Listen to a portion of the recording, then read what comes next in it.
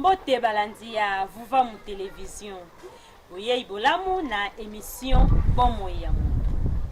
Émission Bomo ya moto oyo ekilama na likanisi ya kotalisa bino bilongi ya minene ya mokili ya baindu. Ba grande figure africaine, ba grande personnalité africaine. Ba oyo bakenda sango pe basala kombo na mokili ya baindu. Awa totalisaka bino bango lolenge kani balekiselaka bomoi na bango mpona baye oyo batika biso mpe lisusu ba oyo baza na bomoi lolenge kani bazali kolekisa bomoi na bango bazali ebele oyo kaka atombolaki kiboyindo na biteni nyonso eza na eteni ya religion na eteni ya science na eteni ya politique. Awa na kati ya émission Bomo ya moto nde totalisaka bino bilongi ya minene wana ya mokili ya baindu. Bazali ebele Mzee Laurent Désiré Kabila, Tchenkata Diop, Roger Milan, Bob Marley, Web Dubois oyo asalelaki kiboyindo na yebi pale asalelaki yango fier d'être noir. Et je me glorifie de sang noir qui coule dans mes veines.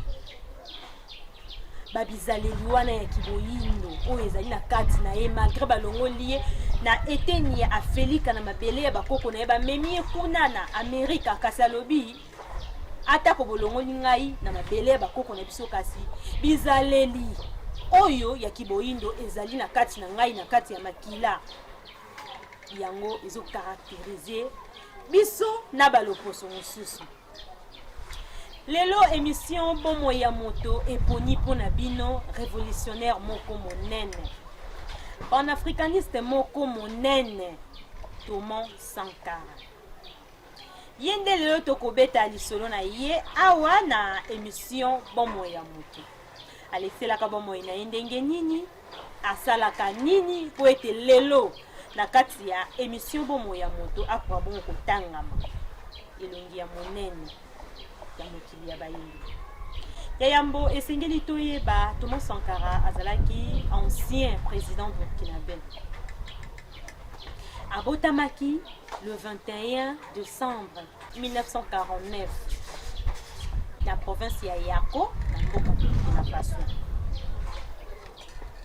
Abotamaki epai ya Papa Pel oyo azalaki infirmier pe ancien combattant ya Seconde Guerre mondiale.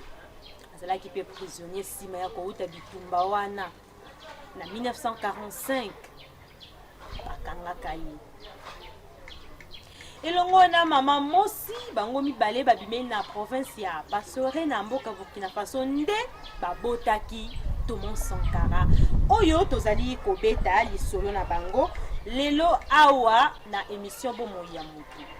Tokosuka kaka te na kobeta lisolo na bango kasi tokotalisa biso nini bino balandi na biso nini tokotalisa bino biographie na bango po topesi bino déjà extrait ya mwandambo ya biographie na bango pe bamaye nini ya motuya oyo ye asalaki tozo ko insister sur yango ba différentes réalisations na ye ba différentes actions na ye oyo esali ete lelo na kati ya émission na biso tolobela ye tokolobela pe bamaye ya motuya wana kasi kaka awa na émission Bomo ya moto bokolanda extrait ya vidéo ya Aluna Traoré oyo azali le seul rescapé ya événement ya le 15 octobre 1987 mokolo oyo wapi assassinaki Thomas Sankara epai ya basayan epai ya badongolo misu sukisaki bomoi na ye bokolanda yango awa na Vom télévision na kati ya émission Bomo ya moto wana ezalaki ba différents points oyo tokolobela awa na kati ya émission na biso Bomo ya moto yambo toyebisaki bino abotami na Papa Pel pe mama Mosi.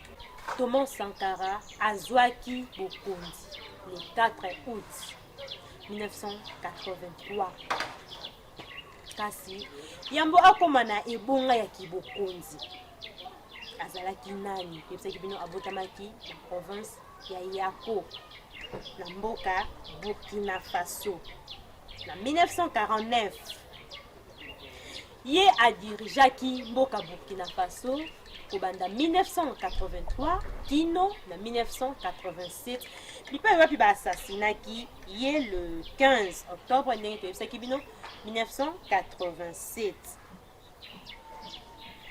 Thomas Sankara babengaki ye na kombo ya Che Guevara africain po ete atikalaki na makanisi ya bilenge ya mboka na ye na jeunesse burkinabe atikalaki na mémoire ya jeunesse burkinabe pe lisusu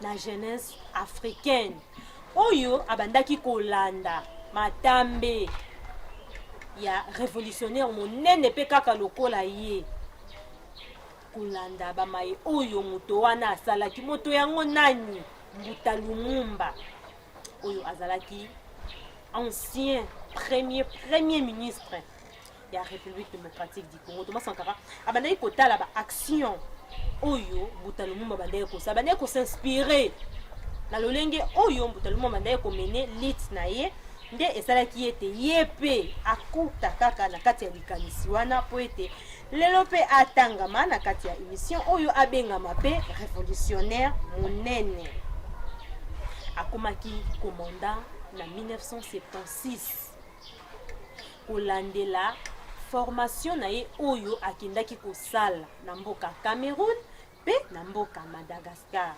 kouta na ye kuna ntango basisaki formation nde ntango azongi na mboka ayaki kokoma commandant wana ezalaki grade na ye ya liboso na kati ya armée ye azwaki bokonzi na nzela ya coup d'état oyo asalaki epai ya médecin Jean-Baptiste Ouédraogo pe lisusu Jean-Baptiste Ouédraogo azwaki bokonzi kaka na nzela ya coup d'état oyo abotolaki ebonga wana na maboko ya colonel Saye Zerbo nde lolenge wana Thomas Sankara azwaki bokonzi kasi ye amikisenisaki na bakonzi mosusu ba oyo balekaki na mboka Burkina Faso pe na bakonzi mosusu ya Afrika kolandela bamaye oyo azalaki nango kolandela bizalene kolandela simplicité oyo moto monene wana azalaki nango lobaki teke nga naza mokonzi fona tambola ba bâtiment de luxe fona na sala makambo soki nde te amikitisaki kino kokende kotala ba peuple na ye nyonso bisika nyonso bazalaki kino donc na loba na moto ya suka ya mboka ye azwaka chance ya kokoma pembeni ya mokonzi kolandela simplicité oyo Thomas Sankara azalaki nango kasi yambo ekokoma mokonzi toyebisaki bino ete akomaki commandant wana po ase demarkaki amikesenisaki na bitumba oyo ezalaki entre mboka Burkina Faso pe Mali na 1974 nde na kozonga ya kouta bitumba wana bayaki konome ye commandant na 1976 ndenge toyebisaki bino akomaki lisusu secrétaire d'état à l'information pe asalaki aumelaki te na poste wana asalaki démission na ye quelques mois après kolandela ba meeting to pe ba discours révolutionnaire oyo ye abandaki kosala nde esalaki ete adémissionné na poste wana po amonaki aza lokola ndeti akozala lokola ndeti étouffé moye aloba librement eza te kolandela poste oyo azalaki nango nde abaki te natiki ebonga oyo po naluka kaka bonsomi ya peuple na ngai bonsomi ya mboka na ngai nde Thomas Sankara atikaki poste wana kolandela ba meeting to pe maye oyo ye adeklaraki na radio alobaki boye malheur à ceux qui bâillonnent le peuple malheur na bato oyo bazoniokola baye oyo bazali kokamba bato oyo bazali kopesa kimia te bazali koluka intérêt ya baye oyo bazali kokamba te wana ezalaki moko ya bamaloba oyo apesaki na kati ya discours na ye na nzela ya radio pe na mois de janvier ya 1983 Thomas Sankara akomaki premier ministre kolandela kaka baaction na ye progressive oyo abandaki kosala na armée oyo abandaki kosala epai ya basoda esalaki bango emarkaki bango etindaki bango ete bakoka ti kokomisa ye na ebonga ya premier ministre kasi ntango tokomaki le 17 mai 1983 bakangaki Thomas Sankara azalaki arrêté kaka na lolenge oyo abandaki koluka kobundela mboka na ye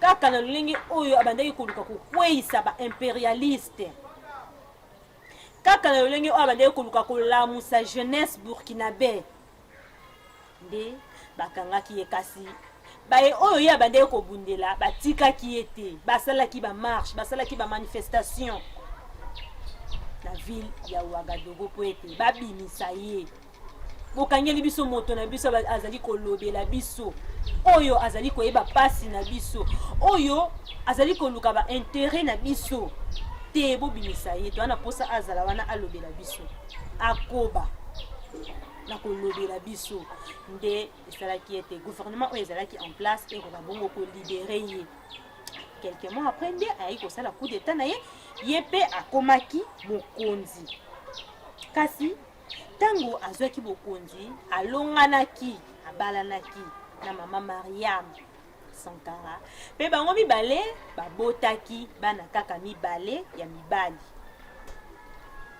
oyo babandaki kofanda na kati ya ndako moko simple na kati ya palais présidentiel moko simple abaki ngana okefanda na quartier oyo eza donc eza quartier moko ya bourgeois ya Ouagadougou te donc kofanda na province moko eza soki ndenge ni te ande kofanda na ndako moko ya ezalaki simple pe na kati ya ndako wana na kati ya ndako ya mokonzi monene wana azalaki kaka na guitare pe Renault 5 ya occasion lokola ba bien na kati ya ndako na ye nayebi te simplicité ya boye soki ba dirigeant africain mosusu bazalaka nango abi na ndako na nga badiame kozala nango te bacuillère ya or ekozala te azalaki kaka na guitare na ye oyo grande sœur na ye apesaka ye lokola cadeau ntango wapi azwaki bokonzi po ete bandaki kolinga miziki mingi kasi voiture wana ya Renault 5 Thomas Sankara a imposaki yango lokola motuka ya fonction na bamembre nyonso ya gouvernement na ye aboyaki kopesa bango bamituka ya luxe aboyaki kosombela bango soki ba-amer soki ba-jeep nayebi te combien mais alobi biso nyonso tokotambola na Renault 5 na occasion aboyi kogaspiller mbongo gouvernement kaka po asepelisa bamembre oyo bandeki kosala na ye abi te toluka nanu intérêt ya peuple nsima ya mbula moko nsima ya kozwa bokonzi na ye donc une année après bozwi bokonzi na ye le 4 août 1984 abongolaki ebengeli ya mboka na ye kombo ya mboka na ye la République Haute-Volta ebongwanaki na Burkina Faso pays des hommes intègres pays des hommes incorruptibles baye oyo baboya corruption abaye kaka ye moko kotikala homme intègre moto moko incorruptible kasi alobaki il faut asala na baburkinabé nyonso bazala baye oyo bakoboya corruption po ete mboka na bango ekwa bokokende liboso nde mbongwana ya Haute-Volta na Burkina Faso esalaki ete mboka ezwa bofulukisami ezwa développement moko rapide kolandela bamakanisi oyo azalaki nango alatamaki mpenza na makila ya banationaliste Thomas Sankara. Azalaki na molimo moko ya kofungwama esprit libéral pe na makanisi ya malamu ya malonga ayebaki kotia programme moko oyo esalaki ete mboka Burkina Faso ezwa développement nango na mbango. Azalaki objectif na bamakanisi na ye. Programme wana to pe ba différentes réalisations oyo toyebisaki bino ete tokolobela awa na émission na biso yango oyo. Du point de vue politique, na souci ya koluka ete eteni ya politique na ye ekende liboso. Thomas Sankara asalaki diminution ya ba dépenses ya gouvernement kaka pona kotombola to pe pona ko renforcer ba investissement na kati ya mboka na ye. Ba salaire ya ba membre ya gouvernement ezalaki réduit, ezalaki ponctionné de 5 à 12%. Pe ba loyer na bango ezalaki gratuit pendant une année. Fanda kanandako ofutaka yango te pendant 12 bons mois. Oyo ye moko ebe kozwa charge wana abite bo pema. Tukisisi salaire na bino pona koluka kotombola ba investissement kasi bandako bokofuta te. Ngamoko nzi charge wana. Nebite soki ba dirigeant africain mususu penza ba latamaki topé bazwaka temps ya kotala makanisi oyo moninga na bango asalaki ya kotala programme oyo Thomas Sankara atiaki mboka Burkina Faso. Nayebi te soki bayebaka pe yango. Na maye mosusu oyo elandi na kaka du point de vue politique, nouveau régime ya Sankara ezalaki pona kotombola pona koluka tombwana ya économie ya mboka na ye oyo abandeki kokanisa ete économie ya mboka na ye et dépendre te na ba aide extérieure ba masungi ya libanda. Oh biso organisation telle toye topesi bino 5 millions de dollars pour bosala bozo ya habité. Économie ya mboka na nga ekotombwa makaka na ba richesse oyo eza na sol na sous-sol ya mboka na ngai Burkina Faso. Na kokende koluka ba aide na bino te po déjà mabele na biso ya Félix etonda nyonso etonda kita ya ebele. Po na yina luka ba aide na bino oyo bopesaka na gauche zosenga na droite. Habité tokotonga mboka Burkina Faso kaka na ba richesse na yango moko. Pe abengaki ba aide wana lokola bato moko bozali kokende ko mendier oyo atalisaki na moko ya ba discours na ye pona koloba boye. Ces aides alimentaires qui installent dans nos esprits des réflexes de mendiant, nous n'en voulons vraiment plus. Ces aides alimentaires qui installent dans nos esprits de réflexe de mendiant, nous n'en voulons vraiment plus. Aboyi yango habité. Tout ça mabele ezana bomengo bele pona nini tokende kosenga na masungi libanda alors que tozana ba richesse na biso oyo koyepe kosala ete mboka Burkina Faso etombwama sans que tozwa ba aide ya libanda. A insister à il faut produire et produire plus. Parce qu'il est normal que c'est lui qui vous aide, que c'est lui qui vous donne à manger, vous dicte également ses volontés. Azana raison. Ozana le côté montabimé lui vous habite. Le ko ozana nzalanga na lipa na opesa o mais en retour yo sela ngabu. Le ko ozana eloko ya koliate okonzima okomina se ya moto wana. Aboyaki ozala na position ya faiblesse liboso ya baye oyo bazo prétendre que bazo sunga biso soi-disant baye ya makasi ya mokili la grande puissance mondiale.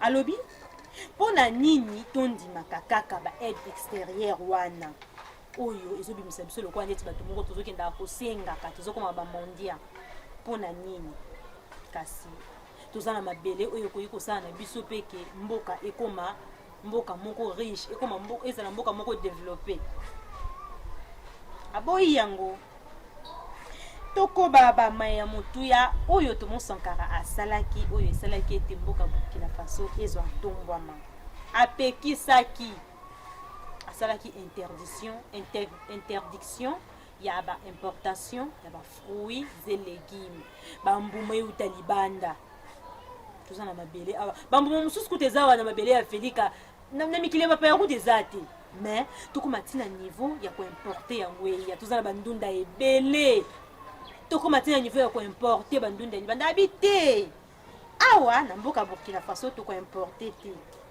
ko se servir na ba zone de production na biso awa na mboka Burkina Faso. Et puis makanisi wana esalaki ete ba commerçant ya mboka na bazala incité ya konuka ko produire ba biloko ebele po ete ba komisa yango etandi nyonso etandi mobimba ya mboka Burkina Faso. Ba production wana esalaki ete mboka Burkina Faso et atteindre objectif na yango. Il y a 10 litres d'eau, puis il y a des repas par jour et par personne. Na mokolo, moto nyonso ya Burkina Faso, to peuple burkinabé, moko na moko bande ko kokela. Ne fils que 10 litres ya mai. Na biloko ya kolia mbala mibale na mokolo, bande ko zanga te. Oyo ememaki ti na représentant il y a droit, il y a alimentation pour les Nations Unies. Na koloba ete Sankara alongi nzala na mboka na ye. Sankara alongi nzala na mboka Burkina Faso. A déclaré qu'il boye. Il a vaincu la faim. Sankara a vaincu la faim. Il a fait que les Burkina Faso, en 4 ans, est devenu alimentairement autosuffisant. Bandeko, butala nanu bamakanisi ya boye. Est-ce que bakambi na biso misusu ya bamboka na biso ya Felika pe bazalaka na bamakanisi ya boye? Est-ce que bazalaka na bamakanisi wana? Bamakanisi ya kitoko boye lokola service national oyo Mzee Laurent Désiré Kabila atiaki awa na République démocratique du Congo. Est-ce que ils ont parmi ba rare idée ya ba président africain asuka ikaka wana te akendaki tina ko inciter ba fonctionnaire nyonso kolata tenue traditionnelle bilamba ya mboka na ye oyo babengaki faso dans famille. Bilamba wana esalemaki na coton oyo eutaki na mboka Burkina Faso etongamaki epai batisserin burkinabé po ete ba burkinabé bango moko bakoka bongo consommer yango bakoka bongo kolata yango. Tala mokonzi ya lolenge oyo botala ezaleli ya kolanda bakonzi na biso ya Felika pe teni wana amemaki yango kino na conférence ya OIA na 1987 na Addis Abeba oyo aincitaki asengaki atalisaki ba homologue na ye bakonzi mususu botala likanisi oyo nga nazwi tolala nano extrait ya discours wana lolenge nini alobaki. Faisons en sorte également que le marché africain soit le marché des Africains. Produire en Afrique, transformer en Afrique et consommer en Afrique. Produisons ce dont nous avons besoin et consommons ce que nous produisons au lieu d'importer. Le Burkina Faso est venu vous exposer ici la cotonnade produite au Burkina Faso, tissée au Burkina Faso, cousue au Burkina Faso pour habiller les Burkinabés. Ma délégation et moi-même, nous sommes habillés par nos tisserands, nos paysans. Il n'y a pas un seul fil qui vienne de l'Europe ou de l'Amérique. Je ne fais pas un défilé de mode, mais je voudrais simplement dire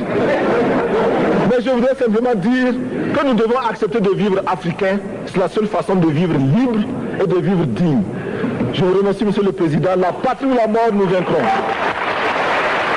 tout se servir na ba coton oyo ezali kobima na bamboka na biso omoni babeteli ye maboko balobi babeteli ye maboko mais est-ce que balandaki likanisi wana question mark tokoba na bamai ya motuya oyo atiaki en place mpona maimatali environnement alansaki 3 litres mpona kobongisa environnement na ye ayebaki ete nature eza na rôle moko monene na bomoi ya moto alansaki 3 litres mpona kobatela environnement na ye totangi première litre na ye ezalaki fin de coupe de bois abusif bokata banzete pamba te na tina kaka tete moto moko aye alobi bon bokatela nga nzete wana nazokende nango nakotia nayebi te na boulangerie na ngai nazwa mabaya nakende nango loka bakenda nano eteni ya Europe abi te tokokata nzete pamba te likambo oyo pe Mose Laurent Désiré Kabila alobaka bamabaya banzete ya mboka na biso ekobima libanda ya mboka te soki bino bainvestisseur bolingi kose servir na mabaya wana boya na basosiété na bino awa po ete bana mboka pe bakoka bongo kozwa misala biso topesa bino pe mabaya na biso kasi baboyaki ye pa alobaki te et puis litre wana ezalaki accompagné na campagne ya sensibilisation concernant l'utilisation du gaz pour la cuisine. Gaz, ezali matière moko oui, tozali kosala yango na ba cuisine na biso kasi ya mona ki danger nango. Alobaki ete eza danger. Tosalela yango te na kati ya ba cuisine na biso, ba cuisine burkinabé nyonso. Esalela gaz te. Aboya ki pe lisusu ko tumba zamba pamba. Fin de feu de brousse la muki karaboye otumbi zamba te na datumba ngo na tumba zamba na sala banzete makala to batela ma forêt na biso to batela zamba otumbi zamba siko banyama na biso boke fanda po esika wana salema po ete bango bakwa moko bomba donc ko fanda wapi pe ya suka alobaki fin de la divagation des animaux to batela banyama na biso na maye matali bofuti nyongo na maye batali bofuti nyongo oyo alobelaki kobanda tango molai na discours na ye pona nini tozali kaka kozonga na discours ya 1987 na sommet ya OIA na Addis Abeba po ete alobaki bamaye ya motuya liboso ya bandeko na ye bakonzi ya bamboka ya Afrika est-ce que basalaki nayebi te naloba bakomprenaki message oyo moninga na bango alingai kopesa bango alobi soki botiki kaka Burkina Faso ye moko aboya kofuta nyongo la prochaine conférence na kozala te aloba ya mosakoli parole du prophète 3 mois après Thomas Sankara azalaki assassiné. Monsieur le Président, ma proposition ne vise pas simplement à provoquer ou à faire du spectacle. Je voudrais dire ce que chacun de nous pense et souhaite. Qui ici ne souhaite pas que la dette soit purement et simplement effacée? Celui qui ne le souhaite pas, il peut sortir, prendre son avion et aller tout de suite à la Banque mondiale payer. Tous nous souhaitons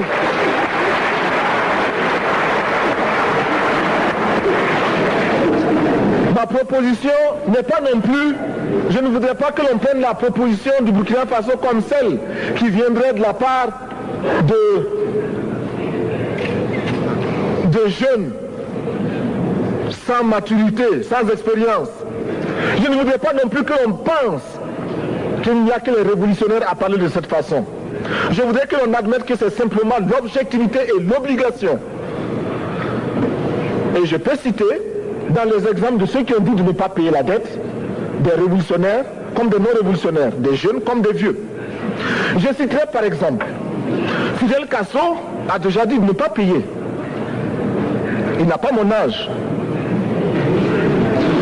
même s'il est révolutionnaire. Mais je pourrais citer également François Mitterrand, qui a dit que les pays africains ne peuvent pas payer, les pays pauvres ne peuvent pas. Je pourrais citer Madame le Premier ministre, Je ne connais pas son âge et je m'en voudrais de le lui demander. Mais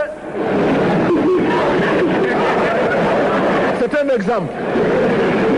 Je voudrais citer également le président Félix Houphouët-Boigny. Il n'a pas mon âge.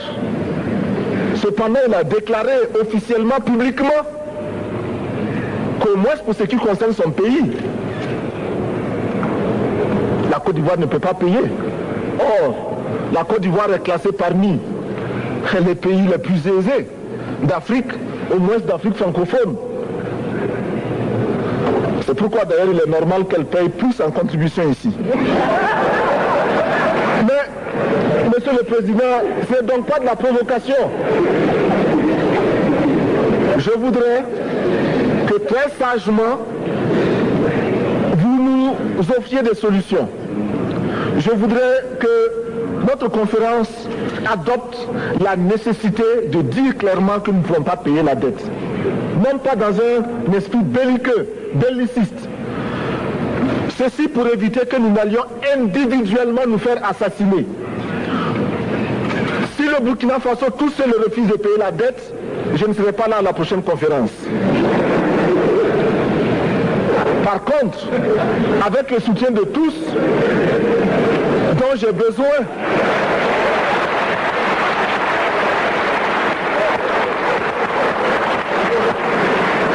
avec le soutien de tous, nous pourrons éviter de payer. Et en évitant de payer, nous pourrons à notre développement.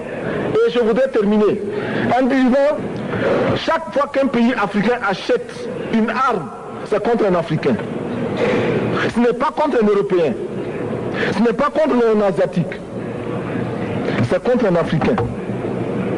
Par conséquent, nous devons également, dans la lancée de la résolution de la question de la dette, trouver une solution au problème de l'armement. Je suis militaire et je porte une arme. Mais Monsieur le Président, je voudrais que nous nous désarmions. Parce que moi, je porte l'unique arme que je possède et d'autres ont camouflé les armes qu'ils ont.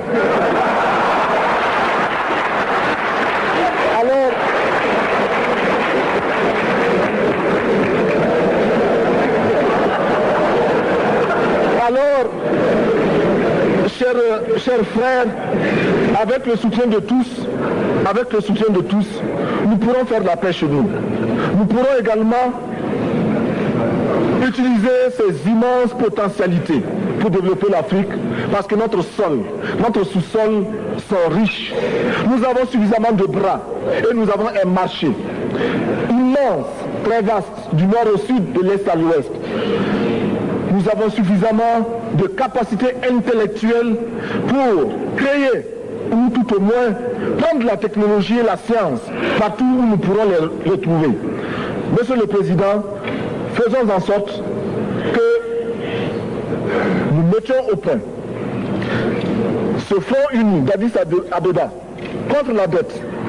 Faisons en sorte que ce soit à partir d'Addis Abeba que nous décidions de limiter la course aux armements entre pays faibles et pauvres.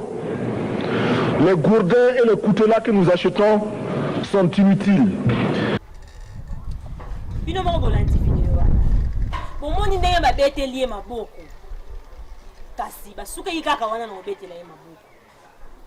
Azalaki assassiné 3 mois après kaka sommet wana kaka ndenga lobaki et puis esalemaki babetelaki ye maboko kasi bapesaki ye maboko pour ceux qui bapesaki ye maboko Thomas Sankara alingaki azala assassiné te même bala mosusu kino lelo azalaki assassiné na âge ya 37 ans azalaki nano jeune akoki mpe kofanda bokola bana na ye aloba te ngana kosokipe nanga makambo ya kobongisa mboka te kasi badirigeant wana babeteli ye maboko bapesaki ye yango te po soki bapesaki ye maboko Thomas Sankara alingaki kokufa te ye mosusu kokoba kino na suka ya makanisi na ye oyo azalaki nango mpo ete oyo tozoki wana ezalaki kaka mokie bongo soki akomaki kino na suka nayebi te soki badirigeant africain bozwaka ntango ya kotala programme oyo moninga na bino asalaki.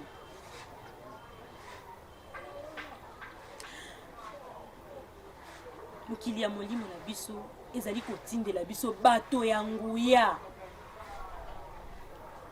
bakonzi ya nguya. Fumu Kimbangu na 1921 atelemi alaki Afrique bonsomi. Et puis bonsomi wana tope mai oyo Fumu Kimbangu alakaka eko kokisama na balolenge ebele. Réalisation ya maloba oyo mvuluzi alobaka. Aki mokile molimo atinde biso bakambi yangu ya po ete na kati ya mboka bango nde bazali ba en tête, bango nde bazali representant ya peuple. Il faut tata na bino azala makasi po ete abangisa pe tata ya baninga. Atindaki biso bakonzi yango ya kasi. Biso oyo toyambaki bango bakonzi wana. Tosimbaki bango malamu, tosungaki bango. Bino moko pe bakonzi. Bo soutenaki baninga na bino oyo bayembi bazo pesa ba message. Mokile molimo ezali kopesa ba message tina baloyembo. Ba africain tozo kufa na ba minduki oyo biso tozo sala te. Bandeko na biso bayembi. Monoki vangi kele monondombe. Monoki vange bombe mon africain. Talangeti fuila mukele o.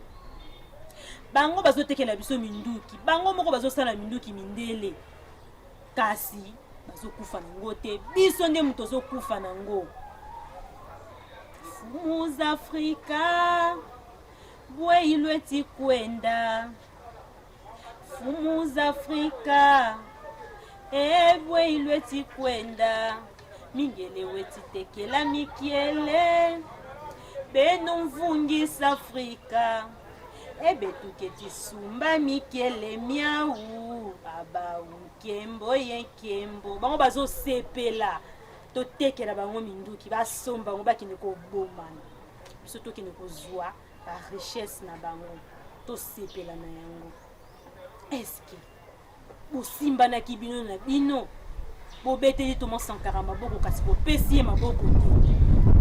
Bopesi ke bosuka kipeka wana te bopesi maboko te. Non seulement bopesi maboko te kasi bososo ni pe mai oya yaki nango te. Thomas Sankara lukaki unité ya Afrique. Azalaki na posa tosala États-Unis d'Afrique. Makanisi ya ancien président libyen Muammar Kadhafi oyo badongolo miso babomaka. Babomi Thomas Sankara. Kaka lolenge babomaka ba révolutionnaire ba panafricaniste nyonso ya baindo oyo batelemaka.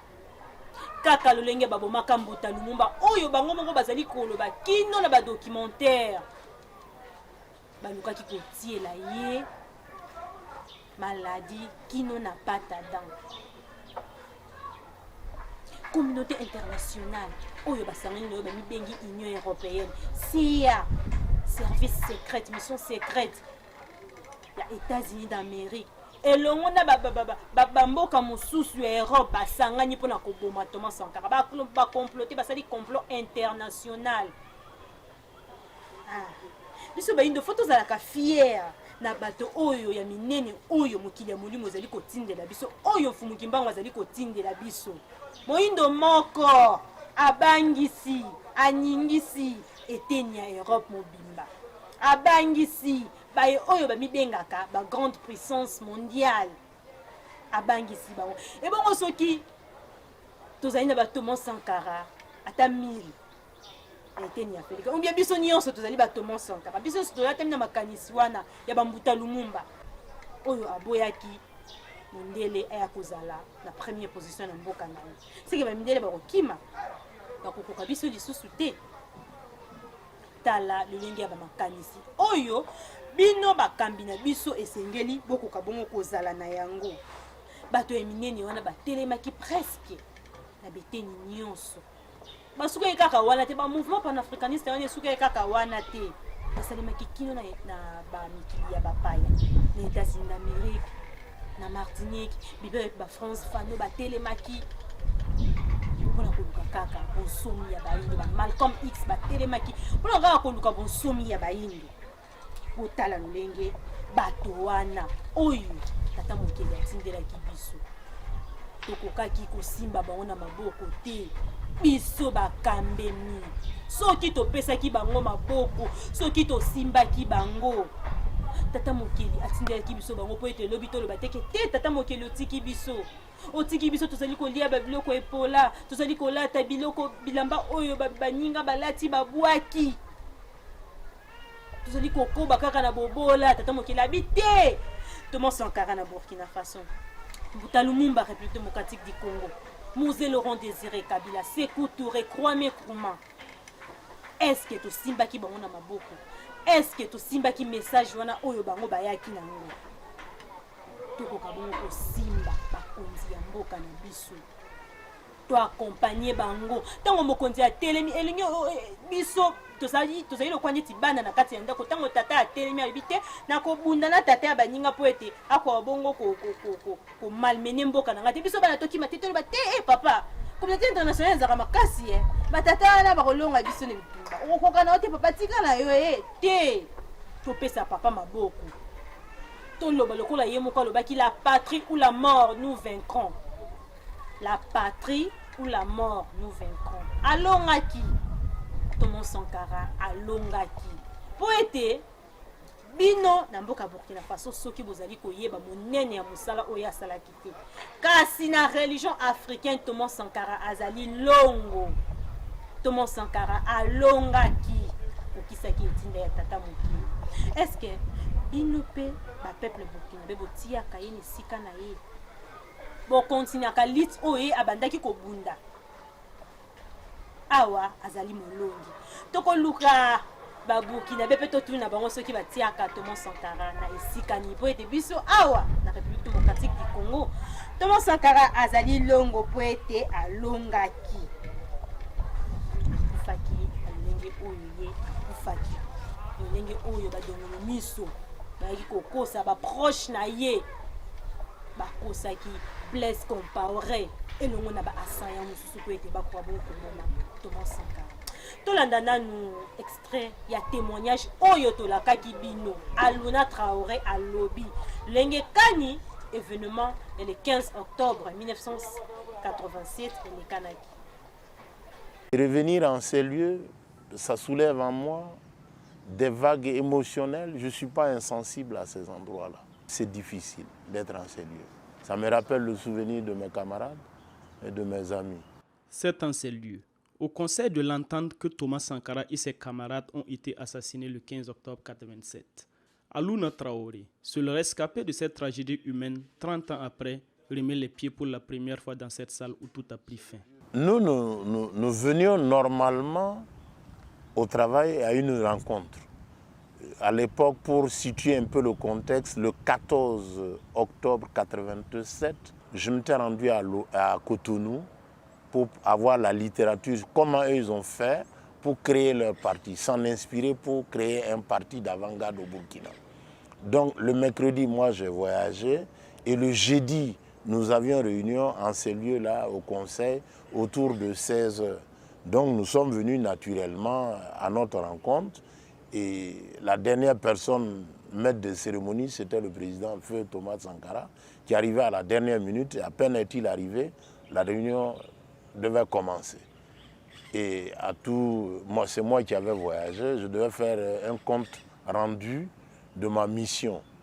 À peine j'ai commencé, j'ai quitté Ouaga à temps et voilà des crépitements comme la pluie et puis c'est parti. Le PF dans un sursaut s'est levé, a tiré son survêtement vers le bas et il est sorti de ces lieux-là les mains en l'air. La précision est nécessaire et d'importance. Il est sorti les mains en l'air, comme on l'a vu de coutume dans les films western, et il a été cueilli à froid. Nous étions 7 en réunion, y compris le PF lui-même et moi, et les autres. Moi, j'étais pratiquement le dernier à sortir. Donc la cause peut-être était déjà entendue. Ceux qui venaient avaient fini d'accomplir leur mission. Et moi, je me suis mis avec mes camarades qui avaient déjà reçu des balles. Moi, je n'en ai rien reçu. Et quelque temps après, un des assaillants, ceux qui nous ont tiré dessus, a appelé un autre du groupe, dit il y a un dans le groupe là qui n'a pas été touché, il faut le conduire de l'autre côté. Voilà. Donc moi j'étais surpris, je me suis levé et j'ai suivi cet élément-là. Aux encablures là-bas, là, j'ai demandé à uriner. Donc j'ai vidé mon corps. Pour moi, je pensais que quelque temps après, c'était mon heure aussi. Cette heure-là n'est toujours pas arrivée. Militant des comités de défense de la Révolution à l'université, Alouna Traoré, comme beaucoup d'autres jeunes, a bénéficié de la confiance du président Thomas Sankara pour officier à la présidence du Faso. Cette rencontre changera le cours de sa vie. Un fait marquant, un jour, il y a un de nos camarades, le camarade de paix à son âme, Kiemde Frédéric, qui était aussi des nôtres le 15 octobre, a fait un mariage. Donc, à cela, à l'époque, je me suis laissé aller un peu aux alcools et ça a été très rapidement rapporté au président. Bon, lundi, nous avions réunion des départementaux. Alcoolisé samedi, je ne pouvais pas être présent à la rencontre. Donc, ce n'est qu'à la réunion du jeudi que je suis revenu au bureau. Mais moi, j'avais oublié que je prétestais d'une maladie qui n'existait pas, une maladie imaginaire. Et la première fois quand j'ai rencontré le président dans les couloirs, il me dit « Mais Alouna, c'est comment, ça va ?» J'ai dit « Oui, ça va ». Et quelque temps après, nous avons eu une rencontre, la réunion des départementaux. C'est à l'occasion que le PF a fait une intervention qui m'a déboussolé, fait bouger les lignes à mon niveau. Il m'a dit, mais vous êtes à la présidence ici des cadres de la République. La révolution compte sur vous pour éclairer. Allez-y, voyez ce qui ne va pas. Dans la révolution, on va apporter des correctifs. On va s'améliorer et servir les masses et le peuple. Vous venez et dans peu de temps, dans 10 ans, les Alouna seront auront le monopole de la boisson frelatée. Et il a passé tout le monde en revue. J'avoue que ce jour-là, ça m'a fait quelque chose. C'était l'étincelle. Moi, je suis du Nord. Au Nord, il y a certaines choses qu'on ne nous dit pas. Ma dignité a été touchée. Mon honneur atteint. Donc, depuis ce jour-là, j'ai arrêté de boire, de fumer et de m'engager résolument. Thomas Sankara, comme tout homme, avait des qualités, mais aussi des défauts. Rares sont les gens que j'ai vus rentrer chez Thomas et qui ne sont pas ressortis heureux. Son verbe est vivant dans le cœur de nous tous qui l'avons connu. Il avait cette capacité, comment on appelle ça, toxique, il était cancérigène. Vous rentrez avec vos idées, vous ressortez avec les idées de Thomas. Il vous convainc par sa sincérité, la force de ses convictions. Et il vous demande par A plus B que c'est comme ça. Et c'est possible. Avec lui, l'impossible n'existe pas. Nous pouvons. Ses plus grands défauts, il y a une de majeures que je retiens. Il empêchait de manger. Il est entouré de petits bourgeois qui aspirent à la bourgeoisie. Des gens voraces. Avec Thomas, ce n'était pas possible. C'était à l'époque, vous voyez, les ministres circulaient en 205 Renault. Réduire le train de vie de l'État, c'était ça. Et je pense que l'une des explications majeures du 15 octobre s'expliquerait par la voracité des petits bourgeois. La table est servie, mais il y a un empêcheur qui permet de ne pas manger. Donc, on lui fait sa fête, on l'élimine, et suivez mon regard, 30 ans après, où en sommes-nous? Tous ceux qui ont fait la révolution et qui, après, ont participé de façon consciente ou inconsciente au 15 octobre, sont devenus, pour le bas mot, des argentiers. Matériellement, ils sont satisfaits. À la question de savoir si une révolution est encore possible au Burkina, Alouna Traoré est catégorique. Les mêmes causes produisent les mêmes effets. Le peuple aujourd'hui est éveillé, conscient, demande, pose des questions. Comme Che Guevara dit, soyons réalistes, demandons, exigeons l'impossible. Et l'impossible, ce n'est pas exclu. Ce n'est pas exclu. Une révolution n'est pas exclue. Il faut que les dirigeants soient en phase avec le peuple. Prennent des lois adaptées aux circonstances, parce qu'il n'y a pas de loi. Les lois en elles-mêmes ne valent rien. C'est les circonstances qui font la loi. Il n'y a pas de principe, ce sont les événements qui font les principes. Donc de ce point de vue-là, si les dirigeants oublient le peuple, le peuple se chargera d'eux. La révolution burkinabé a duré 4 ans, mais elle a laissé derrière elle un héritage hors du commun. Dans le souci de pérenniser les acquis du Conseil national de la Révolution, un comité international pour la construction d'un mémorial Thomas Sankara a été mis en place. Aluna Traoré appelle tous ceux et celles qui ont connu la Révolution et Sankara à témoigner pour la postérité. Comme on dit, le soleil n'apparaît pas à tout le monde de la même manière. Que les gens, les uns et les autres, surtout la jeunesse consciente, viennent apprendre à l'exemple de Thomas, les idées majeures qui ont fait du Thomas, l'amour du peuple, pour qu'on finisse avec les théories obscurantistes sur la pauvreté et la misère. Un pays peuplé d'hommes. Le Burkina Faso, pour la petite histoire, est un pays d'hommes, au vrai sens du terme. Depuis l'esclavage, la coloniale, le néocolonialisme, ce pays-là est un pays d'hommes.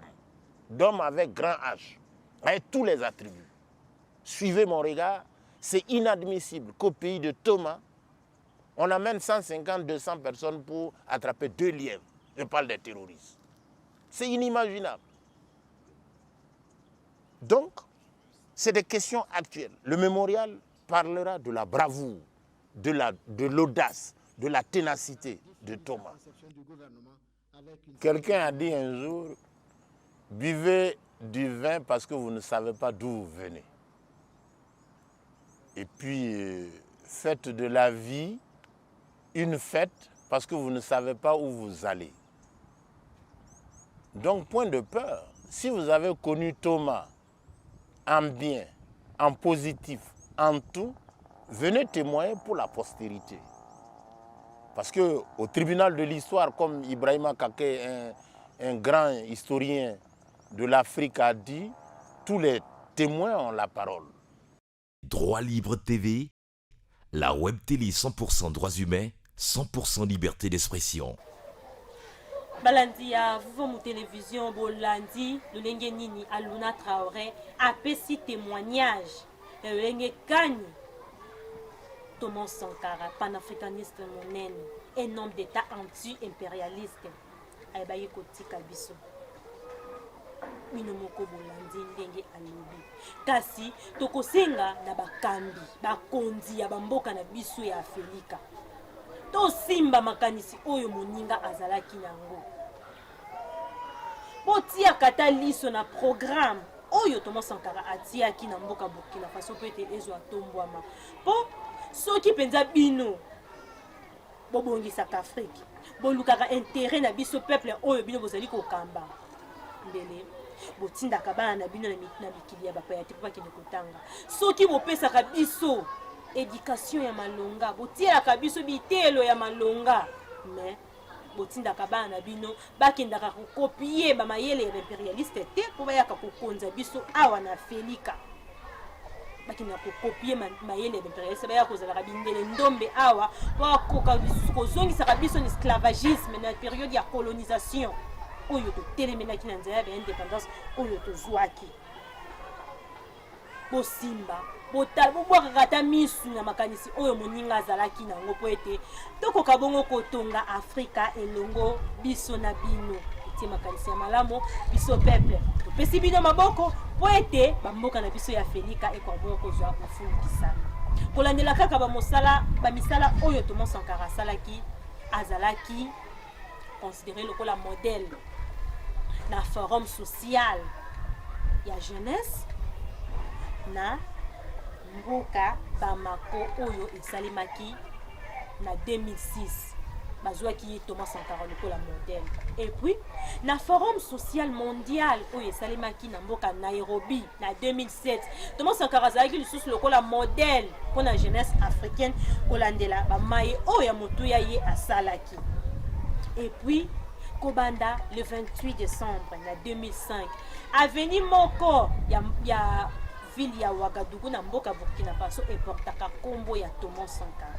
moto ya boye soki abundaki te eske aveni wana engaki porte kombo na ye botala lolenge moto monene boye Thomas Sankara panafricaniste monene abundaki pona koluka tombwamna ya mboka Burkina Faso balandi ya vom télévision lelo totalisaki bino lisolo ya panafricaniste monene ya Thomas Sankara oyo abundaki po ete Burkina Faso ekabongo kozwa bonsomi oyo atiaki programme moko en place po ete mboka na ye etombwama epuis etombwamaki totondi penza bino botondi mingi bino baye oyo bopesaki biso penza tango na bino matoi na bino mpona kolanda émission bomoi ya moto nde tokosenga na bino bokoba kaka na kolanda émission bomoi ya moto balandi na biso ya Kinshasa balandi na biso ya Congo Central kuna penza mingi na Kimpese tomoni